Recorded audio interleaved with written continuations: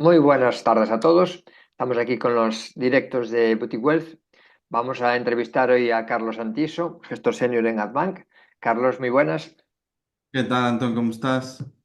Gestor de la cartera permanente, de MyInvestor Cartera Permanente, de Icaria Capital Dinámico, bueno, de muchas carteras gestionadas que estamos haciendo en Boutique Wealth.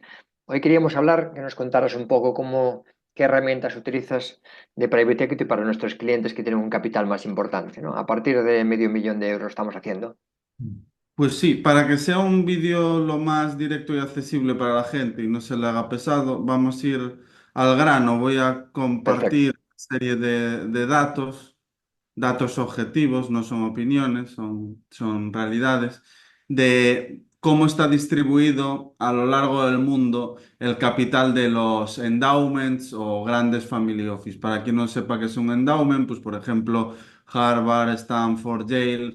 eh, Miles de millones, estamos hablando de 10.000, 15.000, 20.000, 35.000, dependiendo del endowment que tratemos, se gestiona en base a un equipo interno que tienen y digamos que es la forma de gestión más sofisticada que hay a nivel mundial por volumen, por calidad de gestión, por diversificación, etcétera. Entonces, lo que tenemos en esta imagen es dependiendo del tamaño del endowment, es decir, el capital disponible que tienen para invertir. Esto es, pues si estamos hablando de un cliente que tiene 10.000 euros para invertir, no va a tener las mismas posibilidades que uno de 1 millón, ¿no? Es lo que vemos en esta imagen. Desde la derecha de todo son clientes institucionales con menos de 25 millones y conforme nos vamos yendo hacia la izquierda, va subiendo el capital que tienen bajo gestión y por lo tanto las posibilidades y tienen accesos a mejores vehículos de inversión, algo que es sentido común. Entonces, lo que vemos es que los endowments con menos capital bajo gestión, es decir, menos sofisticación, tienen una cartera que puede ser lo que tradicionalmente llamaríamos más o menos una 60-40, es decir, un 60% del patrimonio invertido en renta variable, que lo vemos a la derecha de todo, Public US Equities, eso es SP 500, el 15% en Public Non-US Equities, eso es renta variable internacional ex-US, es decir, sin Estados Unidos, y Public Global Equities a nivel mundial, puede ser emergentes y demás. Eso suma aproximadamente un 60%. Y luego tenemos el restante 40% concentrado, un 32% en renta fija y un poquito en private equity y real assets, que es private equity, pero infraestructuras, real estate no cotizado y demás. Tenemos el 60-40 tradicional en los endowments de menos de 25 millones, es decir, los más pequeños. Pero conforme nos vamos a la izquierda, y no voy a ir a uno, porque lo que quiero que veáis es conforme incrementa el capital bajo gestión, conforme es más sofisticado el inversor y el equipo que tiene más recursos, va reduciéndose la parte expuesta a activos cotizados, como es renta variable y renta fija, y se incrementa la parte a activos no cotizados. Si llegamos a lo más alto de los endowments, que serían los super endowments, tenemos que a renta variable tienen una exposición de en torno al 25%, a renta fija de en torno a un 10%, que es lo que veis en la segunda columna, contando desde la izquierda, tiene en torno a un 10 y el restante todo en private equity, un 10% en real assets, un 2%, 3% en otro tipo de activos que puede ser deuda no cotizada, un 18% en alternativos y un 30% en private equity fundamentalmente y venture capital menor exposición. Este sería el asset allocation de los endowments con más patrimonio y más sofisticado. Si nos vamos a un ejemplo más concreto, este es el Asset Allocation de Stanford, uno de los mejores endowments del mundo, con, si no me equivoco, creo que son 35 mil millones bajo gestión. La política de Asset Allocation para 2024, que es pública, pues era la que veis a continuación, muy parecida a la que veíamos anteriormente. Un 10% en real assets, que puede ser real estate no cotizado, activos naturales, etcétera, etcétera. Un 38% en private equity como tal, a grandes rasgos, puede ser buyout, growth, venture capital, pero el mayor peso lo llevaría en buyout y aquí no me voy a parar. Quien quiera profundizar puede hacerlo en una reunión personal. Un 9% en renta fija, un 9% en renta fija, no una gran cantidad, un 19% en estrategias alternativas y un 16 más 8, es decir, un 24% en renta variable. Muy parecido a lo que veíamos en la slide anterior, simplemente este es el Asset Allocation de Stanford.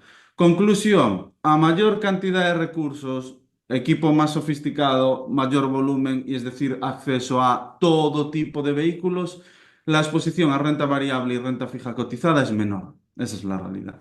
Por lo tanto, yo que llevo en la dirección de Family Office, pues he estado 6 años en un Family Office gallego que tenía más de 100 millones bajo gestión y ahora mismo estoy en otro que está participado por el private equity más grande de Europa, que es Invest Industrial. Tenemos un asset allocation muy parecido al que veis aquí, un 50% activos cotizados y un 50% activos no cotizados, por lo que conozco muy bien este mundo. Y la parte mala que hay. ¿Cuál es la parte mala que hay?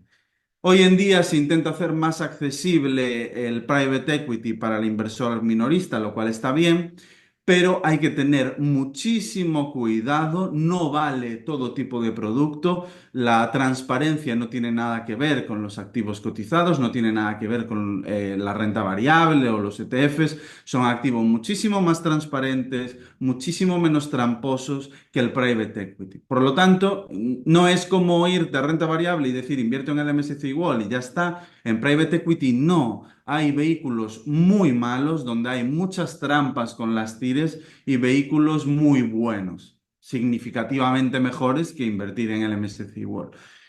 Tenemos, por lo tanto, como características la opacidad, lo que nos exige un estudio bastante más detallado que el que puede ser de un fondo de inversión o ETF.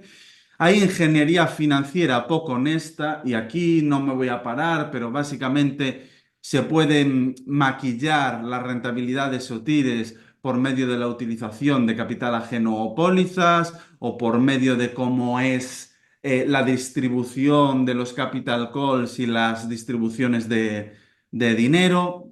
Dejémoslo ahí, creo que tengo un podcast donde lo explicamos en Hablemos de Inversiones, es algo que requiere 15-20 minutos y no quiero pararme en eso, pero quedaros con que hay muchas trampas y quien quiera profundizar puede preguntarle a Antón y le mando el podcast en cuestión donde lo explicamos en detalle con el director de inversiones de una de las EAFIs más grandes de España. Y es imprescindible incluir private equity y activos alternativos en el asset allocation. ¿Por qué? Pues porque si Harvard, Yale, Stanford y los inversores más grandes del mundo lo hacen, evidentemente, si nosotros tenemos la posibilidad de hacerlo, deberíamos hacerlo por los beneficios de diversificación reales que otorga. Vistos en imágenes. Bueno, pues aquí si comparamos, por ejemplo, un fondo de deuda no cotizada, en este caso Senior Loans, que sería la línea blanca, con un fondo cotizado, un fondo de inversión de high yield, estamos comparando manzanas con manzanas porque la rentabilidad, la yield to maturity es equivalente, vemos que en la caída del COVID, que en renta variable fue una caída del 35% de máximo a mínimo, el fondo no cotizado cayó un 12%, que es aproximadamente un tercio de lo que cayó la renta variable. El fondo de high yield cayó un 21%, que es algo menos del doble, pero ya estamos hablando de casi el doble que el fondo no cotizado, por lo tanto, el doble de riesgo. Y la rentabilidad, en cambio, es superior en el fondo de deuda no cotizada, en el fondo ilíquido, que es la línea blanca, en un periodo de 5 años. Si nos vamos a 2022, que fue un momento de caídas de más del 20% en renta variable, el fondo no cotizado, el fondo de deuda no cotizada, cayó en 7,93, un tercio de lo que cayó la renta variable, y el fondo de inversión de high yield cayó en 17, más del doble en este caso. Por lo tanto, tenemos exposición a activos en riesgo muy por debajo de lo que nos da el fondo de inversión con rentabilidad equivalente o superior. Es beneficio por ambos lados. Por lo tanto, si tenemos acceso a este tipo de vehículos, no tiene sentido no incluirlos. Esa prima de rentabilidad y esa resta de riesgo es por su iliquidez. No es tan líquido como el fondo de inversión. El fondo de inversión obtienes liquidez diariamente y en el fondo que estamos hablando es más bien mensualmente. Pues por esa liquidez te pagan una prima en forma de mejor rentabilidad y menor riesgo. Si vemos este activo, que sería Real Assets de perfil de muy bajo riesgo, sería dentro de la categoría de Real Assets el de menor riesgo, podríamos compararlo con un monetario. Bien, es cierto que un monetario desde el año 2011 hasta el año 2024, la rentabilidad anualizada que habrá dado será del en torno al 1%, porque durante aproximadamente 10 años no dieron rentabilidad o era negativa, y en este caso es una rentabilidad anualizada del 6 veces más que la de los monetarios. En cambio, fijaros que el perfil de riesgo es prácticamente el mismo. Las mayores caídas de este fondo de Real Assets fueron un 1,85, que es irrisorio, y durante el COVID un 5,25. Las mayores caídas desde que este fondo existe. Esto no son backtest, estos son rentabilidades auditadas que se reportan con sus informes mensuales. Y para finalizar, estoy dando tres ejemplos diferentes: un fondo no cotizado de deuda, un fondo de real assets de activos y líquidos y un fondo de private equity, que es el que tenéis aquí delante. Un fondo cuyas rentabilidades han sido ligeramente superiores al MSCI World, que no es poco, desde el año 2007, pero mientras que el MSCI World en ese mismo periodo ha tenido un drawdown máximo del 55%, es decir, en el año 2008 llegó a caer de máximo a mínimo un 55%. Este fondo cayó un 12,84 en el año 2008. En el COVID, que renta variable cayó un 35, cayó un 12,65, prácticamente un tercio. Y en el año 2022 un 4,41.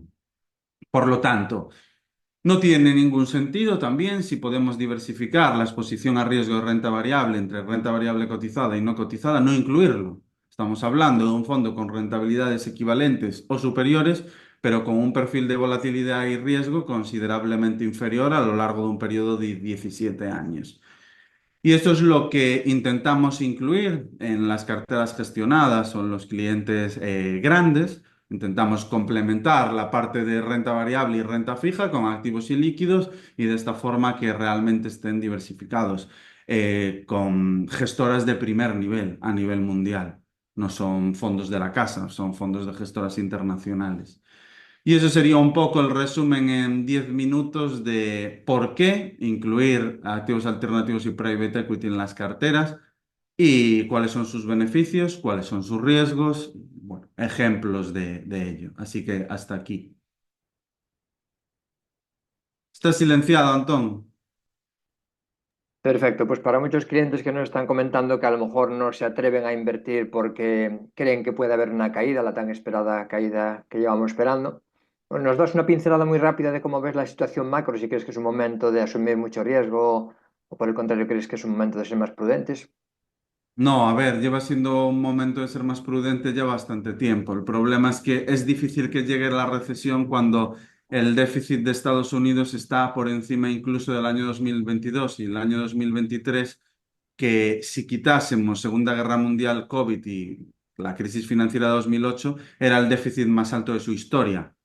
Estamos hablando que está incluso por encima del año 2022-2023. Prácticamente Estados Unidos, desde el punto de vista del gasto público y política fiscal, está inundando la economía de dinero. No los bancos centrales, sino los propios políticos. Es año electoral y bueno, es una forma de acompañar la economía, impulsarla. ¿Es esto sostenible de por vida? Pues creo que cualquiera que nos esté viendo está sufriendo los efectos de la inflación, y no desde el punto de vista del dato que nos arroja la inflación todos los meses o trimestres, no, desde el punto de vista de 3 años atrás a hoy, la cesta de la compra, el alquiler, el coste de la vida, no ha subido lo que indican los valores de la inflación. Yo os diría que como mínimo se ha duplicado y en algunos casos triplicado. Hoy en día el coste de la vida diario, de tener una vida normal, es absolutamente desorbitado. Y esos son los efectos de imprimir deuda o políticas fiscales o gasto público sin ningún tipo de control. ¿Es sostenible? Bueno, pues cada uno desde su propia perspectiva que se responda a sí mismo si ve sostenible que los precios sigan subiendo al mismo ritmo. En mi opinión, no. Muy bien. Pues este tipo de inversión está disponible para clientes de más de medio millón. El ticket mínimo son de 100.000 euros, pero claro, para tener cierta diversificación, entendemos que tiene que ser a partir de medio millón. O si tenéis cualquier duda, queréis que estudiemos vuestro caso sin compromiso ninguno, nos escribís y lo analizamos. Muchas gracias, Carlos, por toda la información que nos aportas y un placer. Nada, a vosotros, un abrazo.